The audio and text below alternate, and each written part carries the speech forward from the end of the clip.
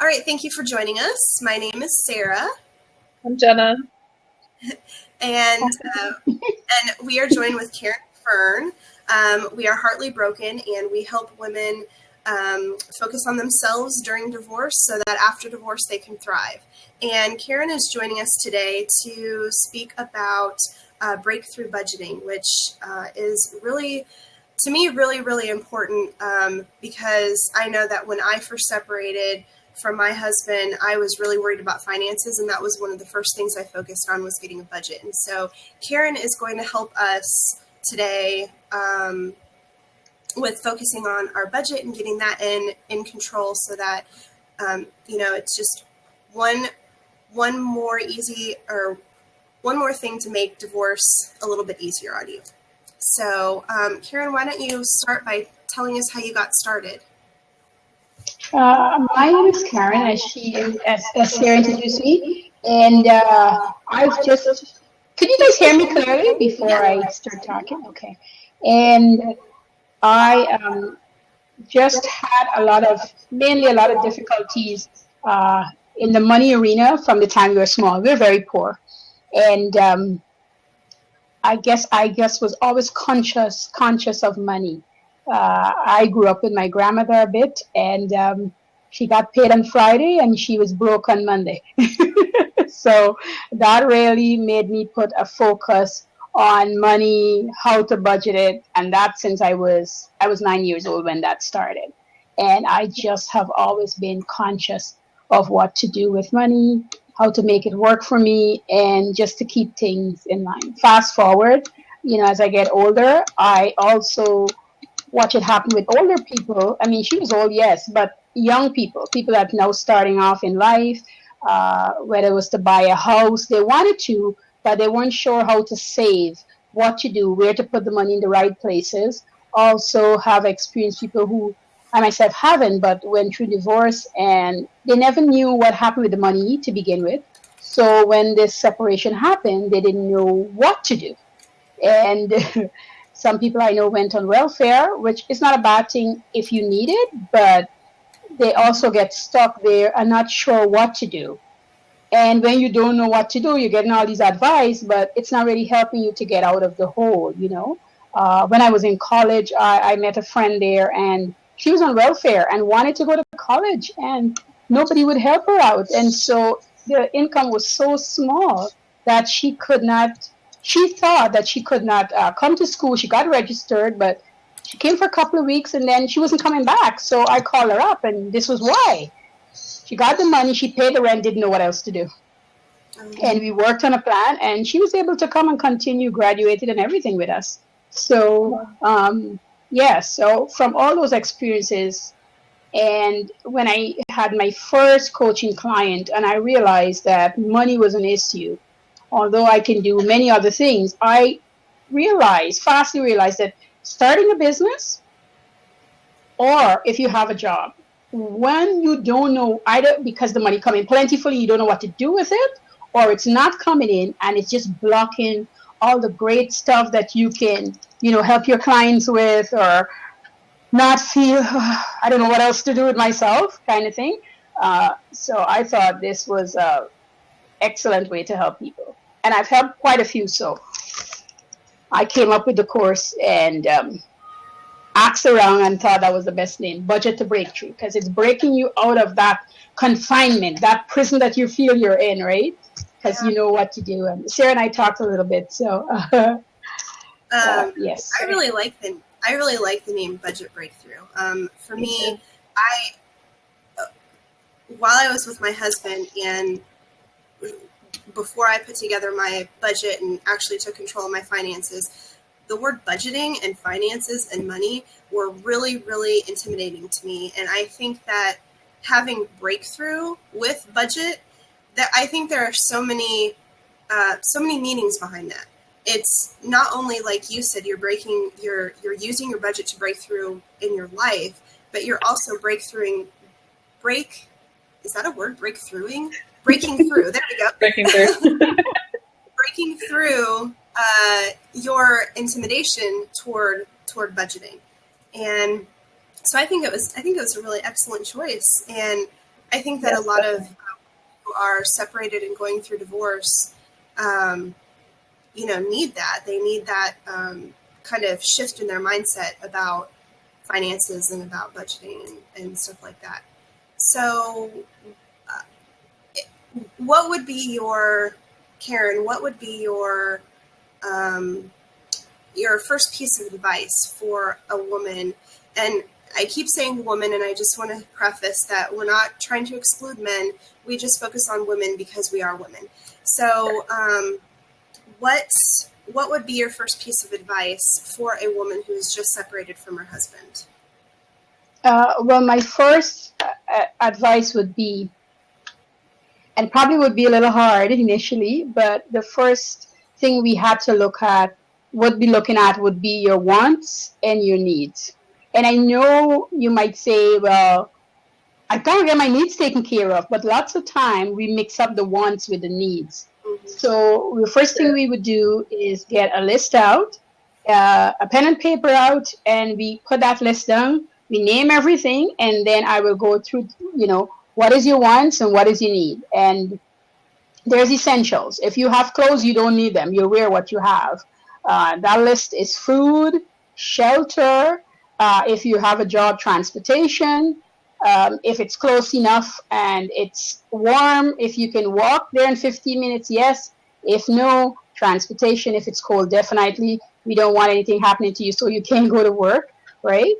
If you're working at home, we don't have to worry about that. Food, and we can discuss how to take even that essential food and break it down where it's at the bare minimum, but making sure that it's nutritious enough to keep you going. So we just need really about 4 to 6 things that will amazingly keep you floating until you start bringing in the income you need to move you forward.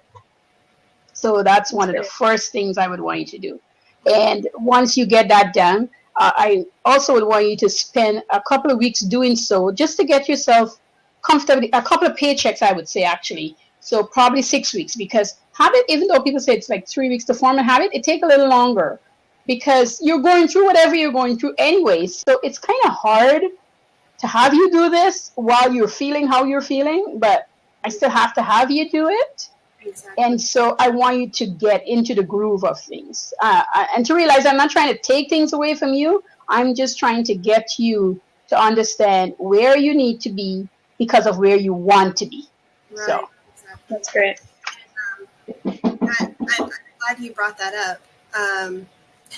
I'm glad you brought that up about all of the emotional. Could you give me 1 second, please? Sure. I'm glad she brought that up about all the emotional things that you're going through, because I know, when I was first going through, in the first weeks and months of separation, you can barely get through just an ordinary day. And then on top of this, trying to do all the other things involved with a separation, it just gets really frustrating.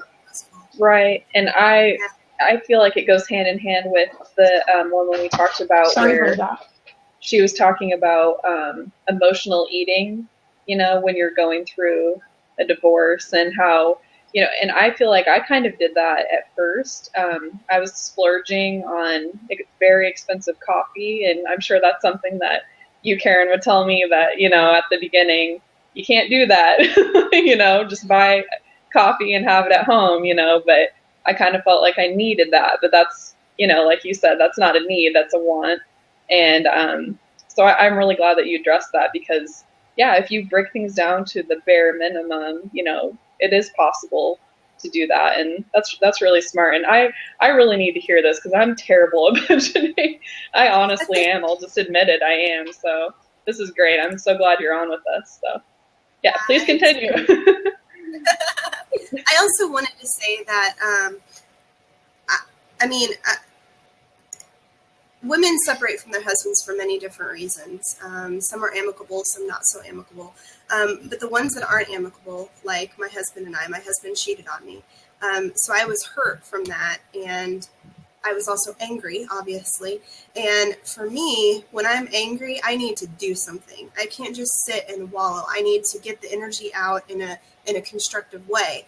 And I think focusing on your budget might be a really good way to get that anxiety and stress and anger out if anger is a part of your separation. Just feeling like you're actually doing something to fix the situation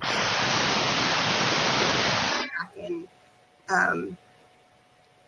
dealing with your emotions all the time, which you should do, but you need a break from that too. And this is a really productive break that you can take. Oh, it sounded like somebody was taking off in an airplane. Yeah. Well, I think a past show, Sara and I had talked about this, when you first leave and how you have to create a budget. And then, we were talking about really cheap or free things to do to get that energy out or to relieve stress. And one thing that I did was I went hiking, which is free, and that was really good for me. And that's something that I suggested on the show. And I know Sara had some good suggestions as well. So yeah, this is definitely up our alley. So yeah. So would you suggest that it would be okay for a woman going through separation to save as much money as she can, but then maybe set aside a savings fund or something like that so that she can treat herself? Oh yes, for sure. That's the reason I was given the 6-week scenario, because I don't want you to stay in that state. That is just to get you on the road to better things. Like, I want to get you in a frame of mind where you know your wants versus your needs. Then once I get you there, we can expand the budget. Give a prime example. There's a couple that wanted to get married, and I was helping them. And they like to eat steak like every other night. So I took the steak away, and you can even have one time a week because I still wanted to have the steak, but they couldn't have it as often because steak costs a lot of money, and they can get something cheaper in the meat department so that their budget can stay on track, right? Because they were saving for a solid down payment. And that transcended over into a couple years later, the husband wanted to leave his job and started a business, so they were able to save money again towards the business because they had the skills and they knew how to cut down on things and make things work for them. So yeah, I don't want to totally take it away. I just wanted to get to the frame of mind, knowing what you need, what you want, and then us working together to get you little treats in at a reasonable time and not all the time. And be able to pay for the things that you really need. And, as Jenna was saying, she went hiking. If you were going to the gym and I took it away, you can still walk, you can still run, you can still get, bottles of water and lift weights if that's what you wanted to do. You can do so much stuff with your own body until you can go back to the gym if that's a truth for you.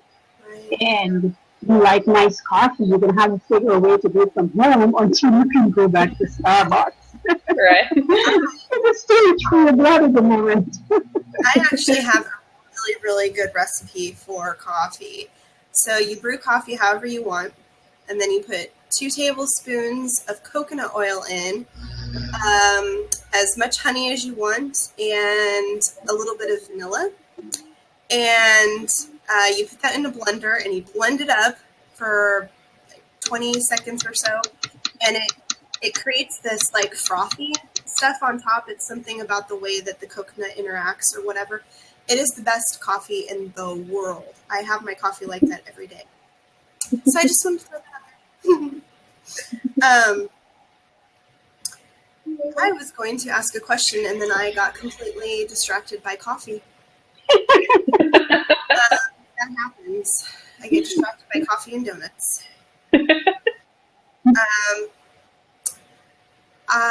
I know what I was going to say. Okay, so while you were talking, Caren, I was thinking about the fact that so many people live above their means anyway, and not just that, but so many people, they don't realize that to be rich, you don't have to spend money, or to feel rich, you don't have to spend money. And I've said for many months now, since my husband and I have been separated, I have said for many months that divorce is the perfect opportunity for a woman specifically to reinvent herself, or not really reinvent herself, but just to thrive, to use this as an opportunity to just change her life in a positive way. And changing her mindset about money is one, I think, in my opinion, one of the biggest and most positive ways that she can change her life and improve her life. Because you're really forced to, going through divorce, you're forced to rethink everything, which is the main reason why Jenna and I have started these shows, because you're forced to rethink your finances, your, how you act, your emotions. You're forced to rethink what you think about relationships and marriage. And I think finances is the perfect way to get started down that road toward thriving after divorce. So I'm just really excited that that you're really our first guest. Oh, I am? Yeah. Thanks for having me. This is episode 3. But you are technically our first scheduled guest. We had a guest on the first time, but he just saw our show and wanted to join in the conversation. And the same thing happened in our second episode too. But you are our first. I'm glad I didn't tell you that beforehand. It might have screwed up.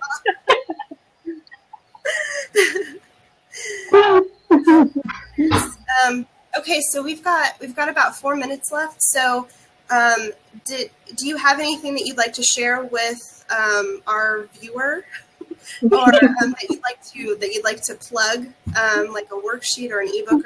Well, I do have a free workbook, budgeting workbook that I giving away, so that people can see. It's a little teaser. It shows you somebody's overspending in the budgeting workbook, and then it gives you room so that you can fill in your own budget and look at ways how you can make it work.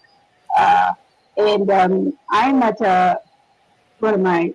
I'm trying to remember what I'm at. I've got to type it in where you can either inbox me on Facebook, or you can send it to my Gmail. Just email me, and I will send that off. I can send that off to you. Can't even talk anymore. Just wherever you want people to go, just type that in there. Yeah, okay. So I just type that in. Yeah, so that's where they can go and they can find it. And as for the people who is, I was giving a girl this tip, living below budget. One of the things to do is not to live to the tilt. So an example is if you're making $500 a week, don't spend $500. Don't budget yourself for $500 ever. Budget yourself for $400. And you can fit whatever number you have, you can fit all that you need to do in that number. It sounds crazy, but it's true. If you had, most people go broke because if they were making $500 and you got a pay raise, they go spend the pay raise. You have to be told, like, if you did not get a raise, and that's what grows your wealth. Compound interest is another way that you grow your wealth, real estate and all that stuff, but it does start with savings. What you're bringing in, how much you put away, how much you give away, and what you do with the rest dictates, where your money goes. And once you put that in your mind, once you decide that's where your money is going to go, that's what you're going to do, then the rumbling inside your head that's starting off, I must spend this and I must buy this, what else could I do the rest of the money, started to get quieter. The minute you start back spending, it gets louder. Well, what about this white top to match with that blue pants that you don't have? And then I need to buy blue pants. I'm in need of the jeans. Maybe I need the shoes to go with the jeans. What about some earrings? That necklace will look so good. And all of a sudden you just spent $200 or $3, and you didn't really do what you set out to do. But again, I go back to my budgeting. You have your budget, you know what you have to do. That's what you do. When the money's done, it's over. That $100 does not exist. It's there, doing whatever you set out for it to do. Whether you're saving to buy an income property, or you're saving for your kids' future, whatever you want it to do, right? Or you're saving to start a business, whatever it is. You have to leave it there until you reach the number that you wanted, and then you do, and you continue doing this. That's my little spiel. It was a good spiel. Yes, it's great. Well, thank you so much, Caren, for joining us. We kind of started off with a rocky start, but yeah, we would love to have you back on the show again. We have guests scheduled for let's see, the next two Mondays. And then the last show of the month, Jenna and I are going to reserve for us to just kind of recap what happened during the month and just to talk about whatever it is we want to talk about. And then October, what are we in? September? October is booked too. So we have a lot of guests planned for you and a surprise guest. Yay! Because it's not completely set in stone, but yes, we have a surprise hopefully next month or in November. So yeah, we have a comedian on board. We have Jenna was not kidding. She really had to get going. We have a comedian on board. We have a lady who's going to talk about using essential oils to help you through emotional time like separation. We have, I wish I had my list in front of me. Oh, her computer's messing up. That's all right, Jenna. That's okay. Don't be sorry. I broke my computer right before this, so it's all technical difficulties. So I don't have my list in front of me, so I'm trying to remember off the top of my head. We have a woman who's going to be talking about, and I'm so sorry I don't have these people's names in front of me, but she's going to be talking about reinventing your style, rewriting your style story. I'm really looking forward to that too. So we have so many exciting women coming on. Oh my God! So this is going to be every Monday night. Yes. Right on. Now, Jenna is having to wake up early to take a friend of hers to work. So I'm not sure if we're going to be able to continue this late. We thought maybe a little earlier would be better too, because it's 10 here for me. So if you guys started at 8, it would be 9, which is a little better. But I promised I wanted to be on, and so I didn't realize it was that late. But it's okay. For now, it's and you going to be on for an hour? Or are you guys going to do half an hour? Like, what's the timeline usually? We're going to do half an hour. Okay. Nice. Yes. Half an hour. And Catherine, she's watching. Catherine Storing. I hope I got her name. I so hope I got her name right. Yes. Okay. Catherine Storing from Style Storing is going to be on. I believe. Oh, yeah. Catherine Storing. Oh. Yes. Okay, I saw her. Yeah. She's watching. Yeah. So yeah, I'm so excited about the list of guests we have planned. So we're gonna get going. And again, I'm Sara. My co-host is Jenna. And we are Heartily Broken, and we help women transition from separation to divorce and then after divorce by helping them focus on themselves so they can thrive after divorce. And thank you so much for joining, and thank you for joining us, Caren, and we'd love to have you back. You're welcome, Jenna. We'll get this figured out, I promise. Okay, so I'm going to stop recording. So, you guys are doing a great job, too, and, have a good evening. Thanks for having me on. Oh, you're welcome. You're welcome. Talk soon. We'll share your email on our Facebook page, it's a win-win-win for everybody. Oh yes. And I'm gonna come and check you guys out when other guests is on to hear what's going on. So okay. Let's see you next week Monday evening. Okay. Bye bye.